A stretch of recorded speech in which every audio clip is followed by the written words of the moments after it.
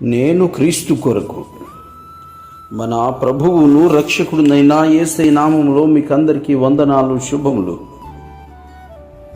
ఒక చెట్టును దాని ఫలములను బట్టి గుర్తించవచ్చు. అలాగే నిజమైన క్రైస్తవుడిని వారి అలవాట్లు, అభిరుచులు మరియు ఇష్టాలను బట్టి కనుగొనవచ్చు అంటూ జేసీ రైల్ అనేటువంటి దైవజనుడు చెప్పినటువంటి మాట మన మత్తయి సువార్తలో యేసు ప్రభు వారు తానే స్వయంగా చెప్పినటువంటి 7వ అధ్యాయము 15వ వచనం దగ్గర నుండి, అబద్ధ ప్రవక్తలను గురించి జాగ్రత్త పడుడి. వారు గొర్రెల చర్మములు వేసుకుని మీ వద్దకు వత్తురు, కానీ లోపల వారు క్రూరమైన తోడేళ్ళు. వారి ఫలముల వలన మీరు వారిని తెలుసుకుందరు. ముండ్ల పొదలలో ద్రాక్ష పండ్లనైనను పల్లేరు చెట్లను అంజూరు పండ్లనైనను కొయ్దురా. అలాగనే ప్రతి మంచి చెట్టు మంచి ఫలములు ఫలించును, పనికిమాల చెట్టు కాని ఫలములు ఫలించును. మంచి చెట్టు కాని ఫలములు ఫలింపనేరదు, పనికిమాల చెట్టు మంచి ఫలములు ఫలింపనేరదు. మంచి ఫలములు ఫలింపని ప్రతి చెట్టు నరకబడి అగ్నిలో వేయబడింది. కాబట్టి మీరు వారి ఫలముల వలన వారిని తెలుసుకుందరు.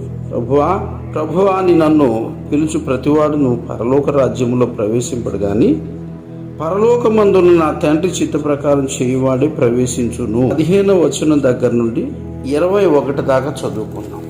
దీనిని బట్టి మనం ముందు చదువుకున్నటువంటి భక్తుని యొక్క సూక్తి, తర్వాత చదివినటువంటి వాక్యం యొక్క రిఫరెన్స్, దీన్ని బట్టి చూస్తే మంచి చెట్టు కాని ఫలం ఫలించదు, కాని చెట్టు మంచి ఫలం ఫలించదు.